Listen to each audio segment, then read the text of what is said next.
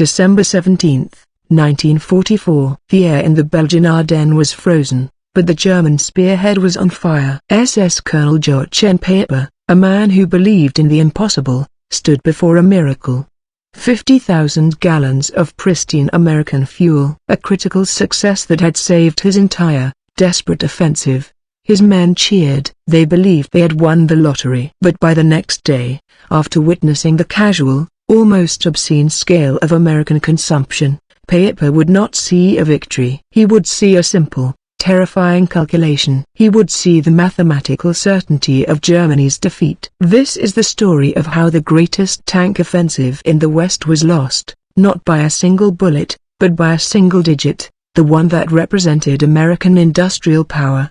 The logic of the Blitzkrieg. The story of the Ardennes begins not in the snowy forests of 1944, but in the oil fields of Texas and the coal mines of the WWII. Germany was, from its inception as a war machine, resource-starved. Its military doctrine, the Blitzkrieg, was a magnificent solution to a logistics problem: win fast, before the supply lines snap. It worked in Poland, in France. But this tactical genius required two things: surprise, and fuel. The Allied machine, across the Atlantic, the United States was a logistics factory without equal, while Germany spent its industrial capacity perfecting the magnificent, but slow-to-produce, Tiger tank. America was mastering the art of the assembly line. Ford, Chrysler, and General Motors became arsenals, churning out not just Shermans, but the trucks, the tankers, the bulldozers, and the fuel that made them run. In 1944, the U.S. produced nearly 1.8 billion barrels of oil. Germany, barely 33 million, less than 2%. This disparity was the true secret weapon of the Allies. The cost of mobility. By late 1944, Allied bombing, particularly the oil campaign, had devastated German synthetic fuel production. The Luftwaffe was grounded. Panzer divisions, the pride of the Wehrmacht, were becoming static pillboxes. To launch the Ardennes offensive, Hitler's final, desperate gamble, the entire logistical requirement, 5 million gallons, was calculated not to reach the Meuse River, but only if American fuel depots were captured on the way. The plan was not one of conquest, but of theft. It was a strategy of sheer, terminal desperation. Meet Peiper. The man chosen for the most audacious part of this plan was Joachim Peiper, an SS colonel, brilliant, aggressive, and utterly ruthless. His Kampfgruppe was tasked with spearheading the main effort, pushing the fastest, and, critically, seizing the fuel dumps that would keep his King Tigers rolling. He knew the risk. He knew the dependency. The surprise attack. On December 16, the quiet woods of the Ardennes erupted in fire and steel. The German surprise was total. The American defenders were ill-prepared, their units green or recovering. Peiper's unit, utilizing the fog and surprise, drove deep into the American lines. The initial advance was a resounding success, a fleeting flashback to the early days of the Blitzkrieg. The first miracle, Honsfeld. On the morning of December 17, Peiper's vanguard swept into the village of Honsfeld. There, they found not just a scattering of American vehicles, but a full fuel dump. Estimates vary, but a solid 50,000 gallons of high-octane Allied gasoline fell into German hands. This was huge. It was an immediate lifeline. Peiper's men, cold, tired, and deeply aware of their own shortages, celebrated. They believed the plan was working. They had fuel. They had mobility. The Meuse seemed within reach. The slowdown, but the American defense soon stiffened. Roadblocks, stiff resistance at small towns like Stavelot,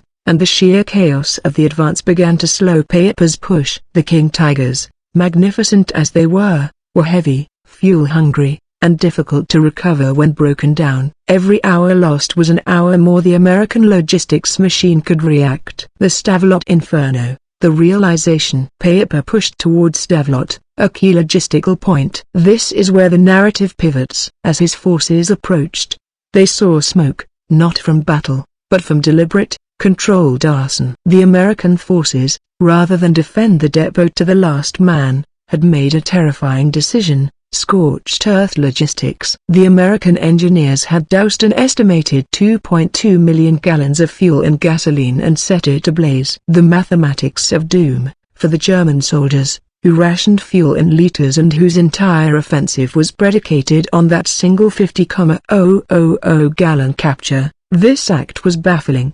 It was an extravagant, almost incomprehensible waste. But for Peiper, the grim calculation began to form. Their miraculous 50,000 gallons was not a strategic game-changer. It was less than 1% of the Americans' daily consumption, and the Americans were choosing to destroy 8 times the entire German offensive's planned fuel requirement in a single week rather than let them have it. The abundance mindset. The German military operated under a principle of scarcity. Every bullet, every drop of fuel, was precious. The Americans operated under a principle of overwhelming abundance. The logistics were so robust that destroying 2.2 million gallons was a minor inconvenience, a necessary tactical withdrawal, not a strategic loss. This realization was psychological warfare far more effective than any propaganda. The war was no longer about superior tanks or tactics.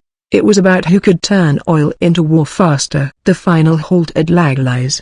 The failure to seize Stavelot meant Peiper's tanks were running on fumes. As the offensive stalled, and the weather cleared allowing the devastating Allied air power to return, the noose tightened. At Laglais, on Christmas Eve, Peiper made his final, most heartbreaking calculation. He ordered his men to abandon 39 of their best vehicles, including a dozen King Tigers, because they lacked the final, meager 8,000 gallons of fuel needed for the breakout. They had to choose between the tanks and the men. The logistics victory. The Battle of the Bulge ultimately failed because of a logistics breakdown. It wasn't just the fuel, it was the food, the spares, the ammunition. The US, meanwhile, was doing the impossible, flying 160,000 gallons of fuel and supplies into the surrounded Bastogne, demonstrating a resilience and capability the Germans simply could not match. The war was won by the industrial worker in Detroit and the African-American truck driver on the Red Ball Express. The domino effect. Peiper's failure meant the entire German offensive collapsed. The material losses were irreplaceable. The consumption of German manpower and precious resources meant that by January 1945, the Wehrmacht was critically weakened for the inevitable defense of the German homeland. The psychological impact on the German commander was equally profound. The sheer scale of the Allied machine had been brutally revealed. The lesson of the POWs, perhaps the most telling moment, came after the surrender. German prisoners of war were often less shocked by Allied firepower than by the casual waste of supplies. Stories of American soldiers throwing away cigarettes, leaving half-eaten rations, and driving vehicles deemed only slightly damaged to the scrapyard were repeated with a mixture of awe and horror. It was a tangible measure of a nation so rich in resources that scarcity was an abstract concept. Beyond the battlefield, the war machine is not only a man with a gun. It's the pipeline, the refinery, the truck, the supply dump. In 1944, the German colonel's capture of 50,000 gallons was a tactical triumph, but his subsequent realization was a strategic epiphany. The battle was over before it began. It was not courage, but capacity, that determined the outcome. The true industrial age of war. The Second World War was the first true industrial age conflict, and it proved a chilling truth. A nation that can produce and deliver 5-gallon jerrycans faster than the enemy can deploy their super tanks is the nation that wins. The Wehrmacht's fate was sealed by the sound of endless American truck engines, and the sight of fuel they could not afford to waste, casually burning in the snow.